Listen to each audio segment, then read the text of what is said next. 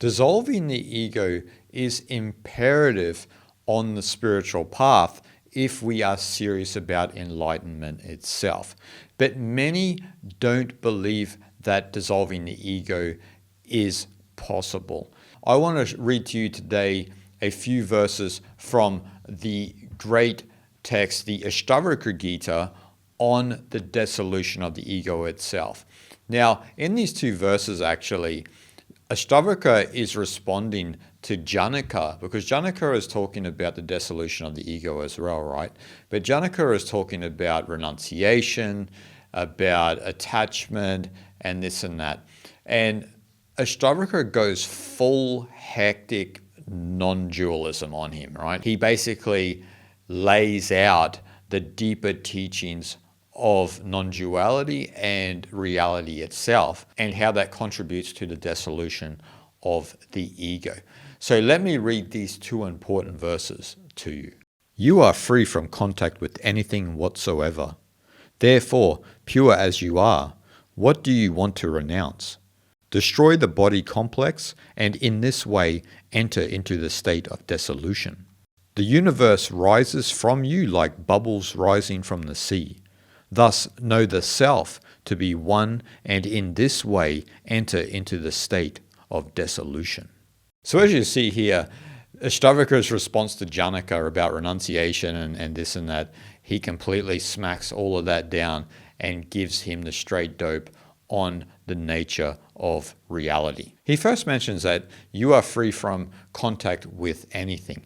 And this reminds me of the practice of Asparsha yoga, right? Asparsha yoga is the yoga of no contact. It's not allowing your mind to touch anything and just having this pristine awareness, this constant stillness and constant abidance in the Atman, the undifferentiated consciousness, which is Brahman, the ultimate reality. And so Ashtavakara is recommending to Janaka here to embody Asparsha yoga. Don't allow your awareness get entangled with the external nor the internal objects of perception, right? The conditioning, the socialization process we've all enjoyed, don't allow it to touch anything. Have that pristine awareness and then move from there. And so then Ashtavakara says to him, pure as you are, what do you want to renounce, right? So he's kind of saying, what is there to renounce if you are already fundamentally that? You're already Atman.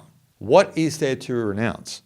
And so from Ashtavakara's perspective, Janaka is speaking like a crazy person, right? Because there is no renunciation when you understand that Atman is Brahman. See, what Ashtavakara is trying to point out is that Janaka doesn't understand that we can only renounce or desire what we are attached to. And so from our true nature, what would there be to renounce or desire? Because from the Atman, from the self, the true self with a capital S, you are completely unattached.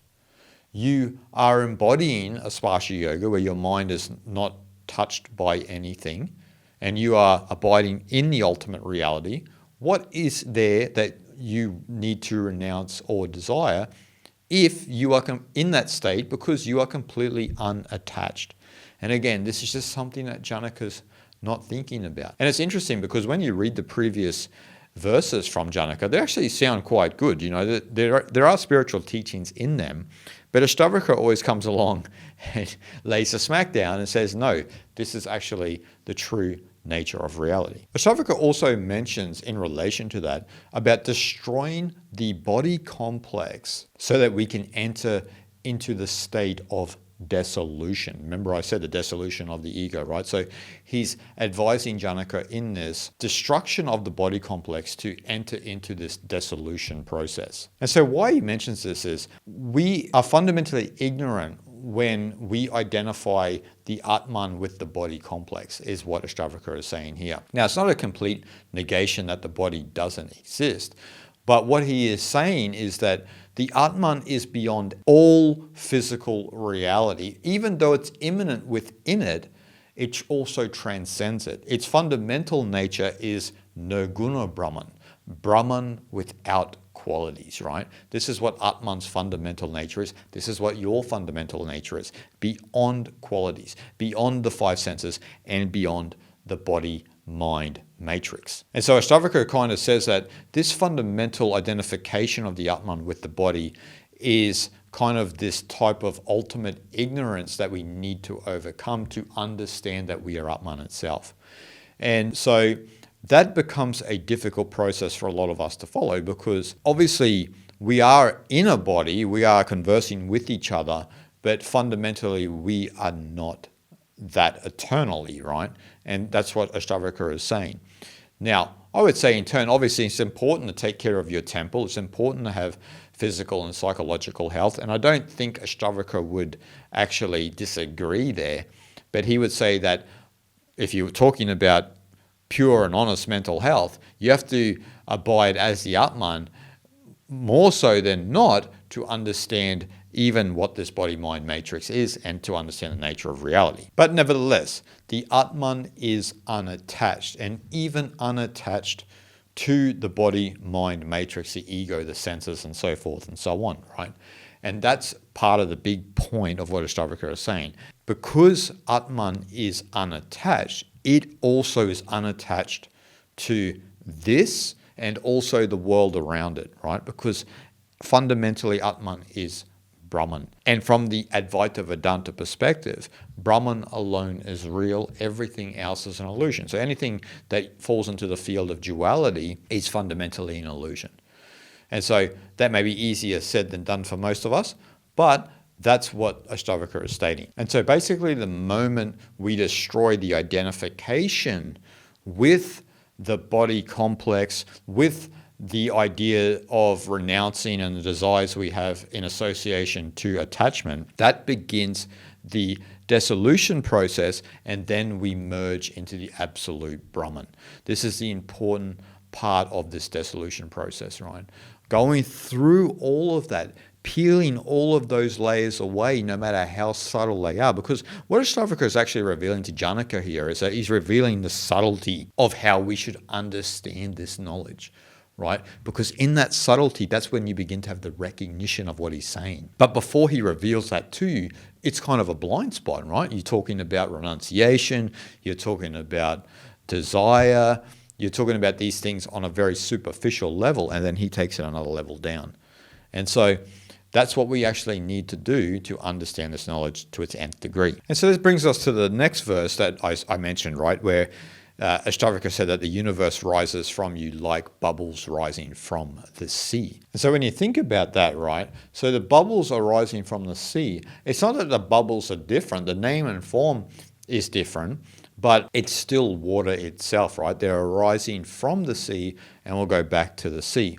But the fundamental reality is water. The name and form of the bubbles are only apparent, right? It's an apparent reality that we think exists, but the real reality is only water. And so why he mentions that, because what he says in the second line, thus know the self to be one, and in this way enter into the state of dissolution. So just like that, right, the universe arises from you like bubbles arising from water. But all that exists is the Atman, right? They use self here with the capital S, which means Atman, undifferentiated consciousness. And that's all that there is, right? And so the universe is arising from you, but it's just the bubbles. It's an apparent reality. It's not an absolute reality, even though the absolute reality is immanent within it. That's something that you need to remember. But it's only arising from you. So this understanding is what can lead you into the dissolution process, right? Because you begin to understand that all of this is only arising from consciousness itself, arising from the Atman itself, from all of us, but it's only an apparent reality. It's not the fundamental reality. And so we need to abide in the fundamental reality, and then we live in this apparent reality in Ananda and Shanti, right?